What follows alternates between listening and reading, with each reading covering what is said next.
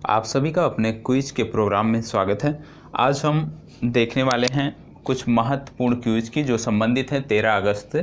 तो 13 अगस्त के समाचार पत्रों से क्या हमारे लिए महत्वपूर्ण था, किस तरह से हमारे लिए प्रारंभिक परीक्षा के लिए प्रश्न वहां से बन सकते थे, इन सब की चर्चा आज हम करने वाले हैं। तो चलिए देखते हैं आज के पहले प्रश्न को। आज का पहला प्रश्न ध्यान से देखना है। पहली बार आप देख रहे हैं तो प्रत्येक कथन को कम से कम 2 बार पढ़ना है और 2 बार पढ़ने के बाद ही जवाब देना है। तो चलें पहले प्रश्न से अपने शुरुआत करते हैं और इसमें देखते हैं कि क्या महत्वपूर्ण है हमारे लिए। उन सब मुद्दों पर हम बात करने वाले हैं। तो सबसे पहले जैसा कि आप देख रहे होंगे पहला प्रश्न, और पहला प्रश्न में बात की गई है कि निम्नलिखित कथनों में से सत्य कथन की पहचान कीजिए। और कथन क्या है उसकी बात अब हम कर लेते हैं। कह रहा है कि एब्सिसिस एसिड प्लांट हार्मोन्स है, यह पौधों के विकास की प्रक्रिया में महत्वपूर्ण भूमिका निभाता है। और तीसरा कथन जो है वो कह रहा है कि यह विशेष रूप से पौधों को पर्यावरणीय चुनौतियों से लड़ने में मदद करता है। अब बात करें यदि हम एब्सिसिस एसिड के बारे में, तो इसको बोला जाता है प्लांट हार्मोन। प्लांट हार्मोन इसको बोला जाता है, इसमें कोई डाउट नहीं है। तो इसलिए आपका जो पहला कथन है वो तो सत्य हो जाता है। इसका कार्य क्या होता है कि जो पौधे पर्यावरणीय दृष्टि से, जैसे कि मान लीजिए कि मिट्टी वहाँ की अच्छी नहीं है, जलवायु वहाँ की अच्छी नहीं है, उनको जो वहाँ का जो वाटर लेवल जो जल है हमारा वो उच्च नहीं है, अच्छा नहीं है, पौधों के अनुकूल नहीं है, उनकी वृद्धि के अनुकूल नहीं है, तो वहाँ पे क्या होता है कि जो एब्सिसिस एसिड होता है ये इन सब मुद्दों को जो है, जो भी पर्यावरणीय संबंधी मुद्दे होते हैं पौधे के लिए, विशेषकर बीज अंकुरण के लिए जो मुद्दे होते हैं, उन सब मुद्दों का समाधान हो जाता है एब्सिसिस एसिड के माध्यम से। तो यह पौधों की विकास की प्रक्रिया में महत्वपूर्ण भूमिका निभाता है, इसमें कोई डाउट नहीं है। और तीसरा कथन जो है कि यह विशेष रूप से पौधों को पर्यावरणीय चुनौतियों से लड़ने में मदद करता है, यह भी कथन आपका सत्य है। तो इसका सही उत्तर है डी, सभी विकल्प सत्य हैं। अब यदि हम बात करें कि इस प्रश्न को हमने क्यों रखा है, क्यों चर्चा किया है, तो आपको बता दें कि एक आर्टिकल छपा था, ये है, ध्यान से इसको देखिएगा। यदि आपके पास समाचार पत्र है तो आप देख सकते हैं। इसमें बोला गया है कि भोपाल का एक इंस्टीट्यूट है जिसको आप बोलते हैं Indian institute of science education and research. तो भोपाल का जो इंस्टीट्यूट है वहाँ के 2 छात्र थे, 2 शोध छात्र थे, उनके द्वारा बोला गया है कि स्टडी ऑन सीड जर्मिनेशन, इसको बोलते हैं सीड जर्मिनेशन को बोलते हैं बीज अंकुरण। तो इन्होंने बीज अंकुरण पर शोध किया है और इनके जो शोध थे उसको यूएस जर्नल में भी प्रकाशित 2 दिन पहले किया गया था। और उसी में इन्होंने बताया है कि किस प्रकार से इसमें जो अभी आपने चर्चा किया, तो किस प्रकार से उसके प्रयोग से पौधों के जो विशेषकर आजकल देखने को मिलता है कि मिट्टी उर्वरक मिट्टी अच्छी नहीं है, उर्वरक अच्छे उस तरह के नहीं मिल पाते हैं, जल की उपलब्धता सुनिश्चित नहीं हो पाती है पौधों के लिए, तो पौधों का जो विकास है वो रुक जाता है। बीज अंकुरण की जो आपकी देखते हैं प्रक्रिया है वो बाधित होती है इन सब कारणों से। तो इसमें बोला गया है, इस पूरे शोध में बोला गया है कि किस प्रकार से हम जो बीज हमारा अंकुरण है, बीज अंकुरण का जो प्रोसेस है उसको हम किस प्रकार से और कारगर बना सकते हैं और इससे किसानों को हम ज़्यादा से ज़्यादा लाभ पहुंचा सकते हैं। तो इस पूरे आर्टिकल में इसकी चर्चा की गई है, विशेषकर एब्सिसिस एसिड की चर्चा की गई है और उसी के संदर्भ में हमने इस समाचार पत्र से इस प्रश्न को उठाया था। तो चलिए बढ़ते हैं अगले प्रश्न पर। अगला प्रश्न है बेलारूस के संबंध में सत्य कथन पर विचार करें। बेलारूस का नाम आप सबने सुना होगा, निश्चित रूप से यूरोप का एक देश है। तो बेलारूस के संबंध में सत्य कथन पर विचार कीजिए। पहला है बेलारूस पश्चिमी यूरोप का एक स्थलरुद्ध देश है और दूसरा है यह सोवियत यूनियन का एक हिस्सा था। बेलारूस के बारे में यदि हम बात करें तो बेलारूस में पिछले कुछ वर्षों से, पिछले 1 से 2 वर्षों से राजनीतिक घटनाक्रम चल रहे हैं, राजनीतिक अस्थिरता बनी हुई है। और अभी हाल ही में बेलारूस में चुनाव संपन्न हुए थे और इस चुनाव में भी कुछ धांधली का आरोप लगा है। लोग हजारों की संख्या में लोग प्रदर्शन कर रहे हैं। बेलारूस की जो राजधानी है जिसको बोलते हैं मिन्स्क, तो मिन्स्क जो राजधानी है बेलारूस की, यहाँ पे हजारों की संख्या में प्रोटेस्टर जमा हुए हैं और उसी के संदर्भ में हमने इस प्रश्न को रखा था। अब यदि हम देखें कि बेलारूस के बारे में इन कथनों पर यदि हम विचार करें तो देखते हैं बेलारूस पश्चिमी यूरोप का एक स्थल रुद्ध देश है। सबसे पहली बात, बेलारूस जो है स्थल रुद्ध देश है, इसमें कोई डाउट नहीं है। बेलारूस की जो सीमा लगती है वो रूस से लगती है, यूक्रेन से लगती है। बेलारूस की सीमा रूस हो गया, यूक्रेन हो गया, इसके बाद हमारे पोलैंड से लगती है। इसके बाद यदि आप देखें इसमें तो लिथुआनिया और लातविया 2 देश आते हैं। टोटल 5 देशों से बेलारूस की सीमा लगती है। तो आप कह सकते हैं कि बेलारूस जो है ये स्थल रुद्ध देश है, इसमें आपको कोई डाउट नहीं होना चाहिए। लेकिन जब बात आती है कि क्या यह पश्चिमी यूरोप का देश है तो गलत है, क्योंकि बेलारूस जो है ये पूर्वी यूरोप का देश है, ना कि पश्चिमी यूरोप का देश है। तो इस वजह से ये कथन आपका गलत हो जाता है। दूसरा, यह सोवियत यूनियन का हिस्सा था। एकदम सत्य है कि जब सोवियत एरा चल रहा था उस समय जब सोवियत का विघटन नहीं हुआ था तो बेलारूस समेत जो सोवियत से जो लगभग 15 देश आज़ाद हुए थे, तो जो 15 देश अलग हुए थे उनमें से एक देश जो है ये बेलारूस भी था। तो आप कह सकते हैं कि दूसरा कथन सत्य है, पहला कथन आपका गलत हो जाता है। तो बी विकल्प आपका सही उत्तर है, केवल 2। अब यदि हम बात करें कि इसकी चर्चा क्यों किया, मैंने पूर्व में भी बता दिया कि एक आर्टिकल छपा हुआ है, इसमें बोला गया है कि Belarus is at the cross road after a dispute election triggered protection and violence. मतलब यहाँ पे लगातार संघर्ष चल रहा है। जो भी दूसरी पार्टी के लोग हैं, सत्ता पक्ष के जो लोग हैं और जो विपक्ष के लोग हैं, उनमें लगातार संघर्ष बना हुआ है और हजारों की संख्या में लोग यहाँ पे जमा हुए हैं। तो इस संदर्भ में हमने इस चर्चा को किया था। और आपको क्या करना है कि बेलारूस की मुद्रा को भी आप देख सकते हैं। बेलारूस से जिन देशों की सीमा लगती है आप उनके बारे में देख सकते हैं। और इसके साथ यदि कुछ करना चाहते हैं तो बेलारूस की भौगोलिक स्थिति के बारे में भी आप अध्ययन कर सकते हैं। अगला प्रश्न है, इसको ध्यान से देखिएगा क्योंकि इस तरह के प्रश्न आपकी परीक्षा में बन सकते हैं। जब से आत्मनिर्भर भारत का कॉन्सेप्ट आया है उसके बाद से सबसे ज़्यादा यदि फोकस किसी क्षेत्र पर किया जा रहा है वो रक्षा निर्माण के क्षेत्र पर किया जा रहा है। और रक्षा निर्माण से संबंधित जो भी प्रश्न बन रहे हैं वो आपकी परीक्षा के लिए बहुत ही महत्वपूर्ण है। तो रक्षा निर्माण से संबंधित जो भी प्रश्न आप देखते हैं उन सबको समग्र रूप से देखने की जरूरत है, वहाँ पे कोई भी पॉइंट आपका छूटना नहीं चाहिए। अब इसमें यदि देखें, कह रहा है निम्नलिखित कथनों में सत्य कथन की पहचान करें। पहला है, लाइट कॉम्बैट हेलीकॉप्टर स्वदेशी रूप से हिंदुस्तान एरोनॉटिक्स लिमिटेड द्वारा बनाए गए हैं। दूसरा है, इसे दुनिया का सबसे हल्का हमलावर हेलीकॉप्टर माना जाता है। तीसरा है, इसे विशेष रूप से ऊंचाई वाले पर्वतीय क्षेत्रों के लिए युद्ध जैसी स्थिति के लिए तैयार किया गया है। तो आपको बताना है कि इनमें से कौन से कथन सत्य हैं। तो इसकी चर्चा हमने क्यों किया है, क्योंकि भारत और चीन के मध्य लगातार संघर्ष चल ही रहा है, लगातार तनाव बने हुए हैं। चाहे आप लद्दाख रीजन में देखें या उत्तराखंड क्षेत्र में देखें, उधर सिक्किम में देखें, तो लगातार जो भी सीमा रेखा हमारी चीन के साथ लगती है वहाँ पे आपको तनाव देखने को मिल रहा है। तो इसमें आपको जो ये हेलीकॉप्टर है हमारा लाइट कॉम्बैट हेलीकॉप्टर, ये महत्वपूर्ण भूमिका निभा सकता है। कैसे, जो लेह जैसे दुर्गम इलाके हैं जहाँ पे आम जो हेलीकॉप्टर भारतीय नौसेना प्रयोग करती है या भारतीय सेना प्रयोग करती है या भारतीय वायुसेना प्रयोग करती है, उनकी पहुँच नहीं हो सकती है, वहाँ तक वो अपनी पहुँच सुनिश्चित नहीं करा सकते हैं। तो इसके लिए जो HAL ने हेलीकॉप्टर बनाए थे ये काफ़ी कारगर हैं। विश्व के सबसे हल्के हेलीकॉप्टर माने जाते हैं, विश्व के सबसे हल्के लड़ाकू हेलीकॉप्टर माने जाते हैं।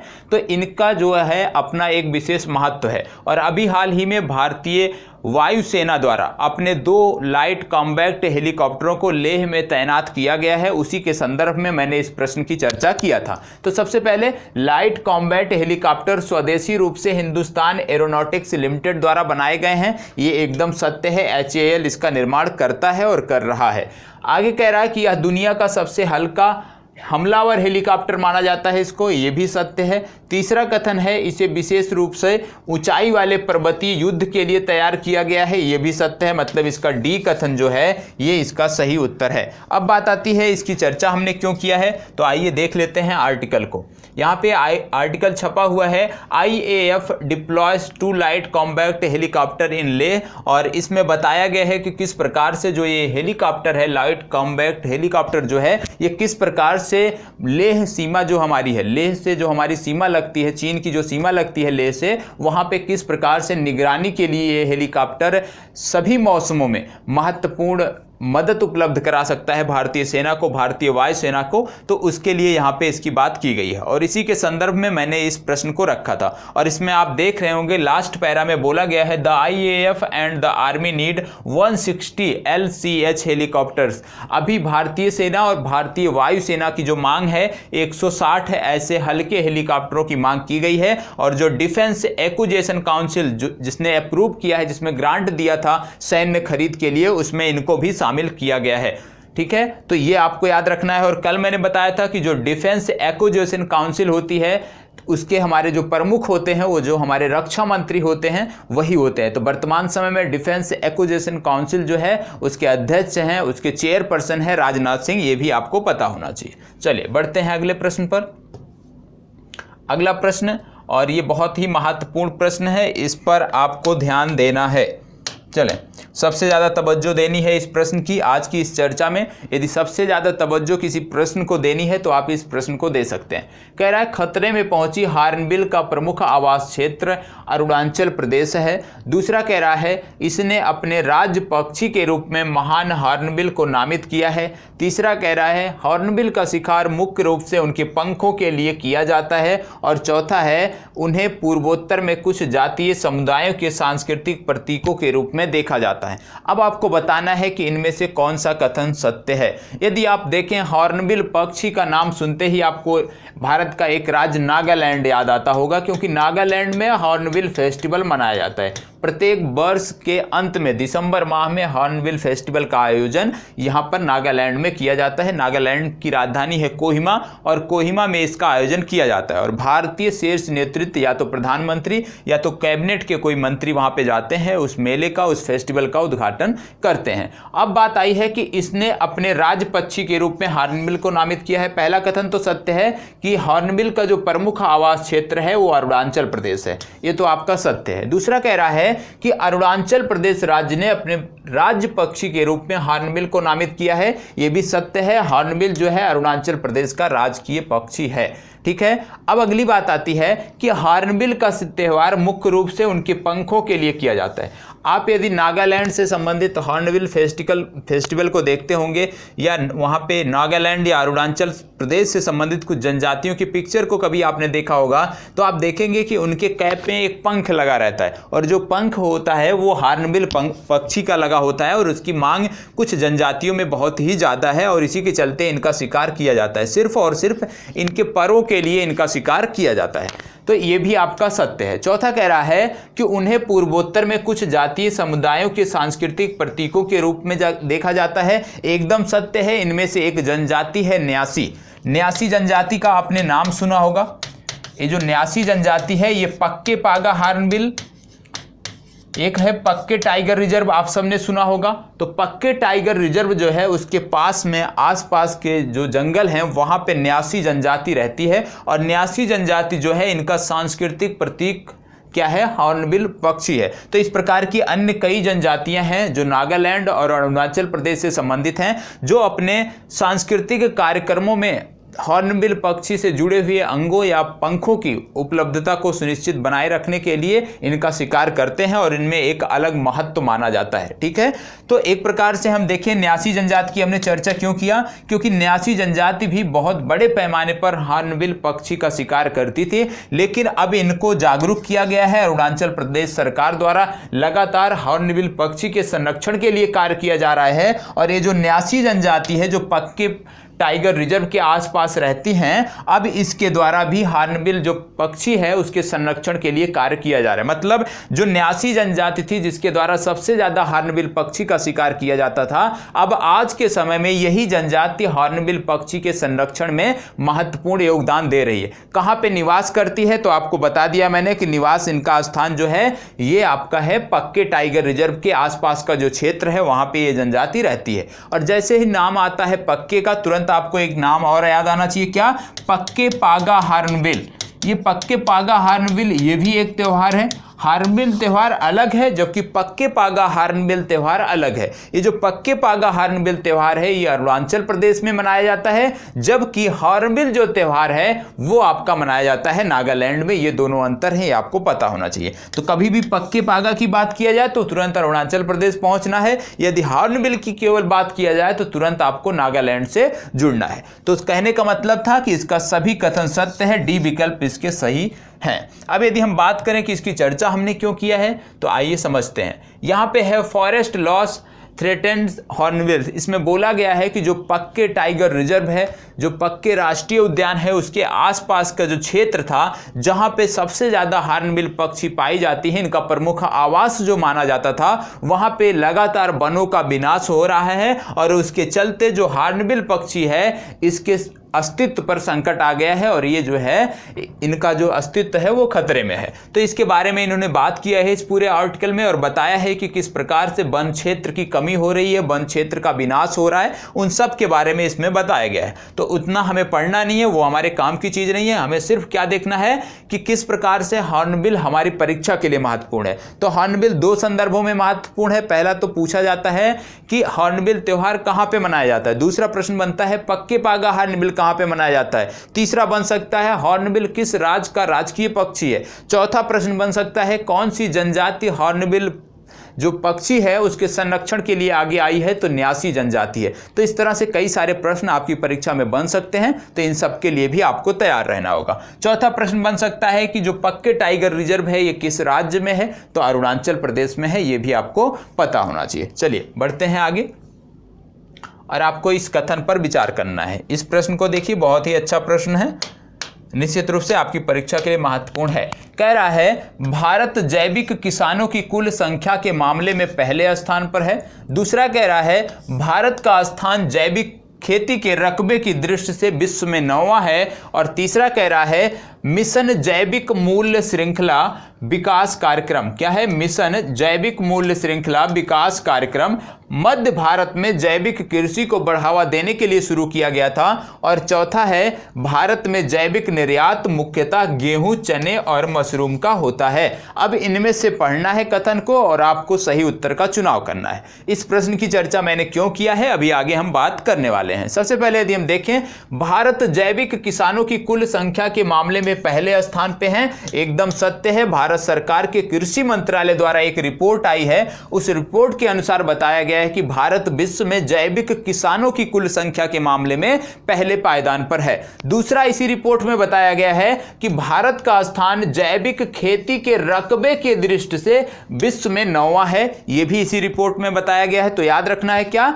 कि किसानों की संख्या के मामले में जैविक किसानों की संख्या के मामले में हम पहले स्थान पे हैं। जैविक खेती कितने क्षेत्र पर होती है, क्षेत्र के अनुसार हम 9वें स्थान पे हैं। और तीसरा कथन कह रहा है कि मिशन जैविक मूल्य श्रृंखला विकास कार्यक्रम मध्य भारत में जैविक कृषि को बढ़ावा देने के लिए शुरू किया गया था। यह गलत है, क्योंकि मिशन जैविक मूल्य श्रृंखला विकास कार्यक्रम जो शुरू किया गया था यह पूर्वोत्तर भारत में शुरू किया गया था। पूर्वोत्तर भारत में जैविक कृषि को बढ़ावा देने के लिए शुरू किया गया था। तो यह कथन आपका गलत हो जाता है। अब आपको क्या करना चाहिए, तुरंत इसको नोट कर लेना चाहिए कि मिशन जैविक मूल्य श्रृंखला विकास कार्यक्रम किस क्षेत्र के लिए चलाया गया, तो यह पूर्वोत्तर भारत के लिए चलाया गया है। क्यों चलाया गया है, क्योंकि इसका उद्देश्य था कि जैविक कृषि को बढ़ावा दिया जाए। तो यह वाला कथन तो आपका गलत हो जाता है।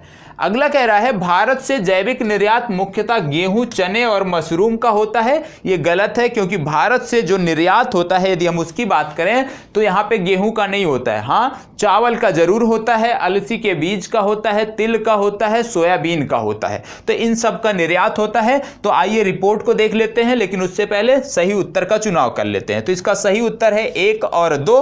तो 1 और 2 कहां पे है, बी विकल्प में है, तो बी विकल्प इसका सही उत्तर है। अब इसकी चर्चा हमने क्यों किया है, तो सबसे पहले ये आपने न्यूज देखा होगा, कृषि एवं किसान कल्याण मंत्रालय की आधिकारिक वेबसाइट पर डिटेल दी गई है और इसमें बोला गया है कि भारत जैविक किसानों की कुल संख्या के मामले में नंबर 1 है और जैविक खेती के रकबे की दृष्टि से 9वें स्थान पर है।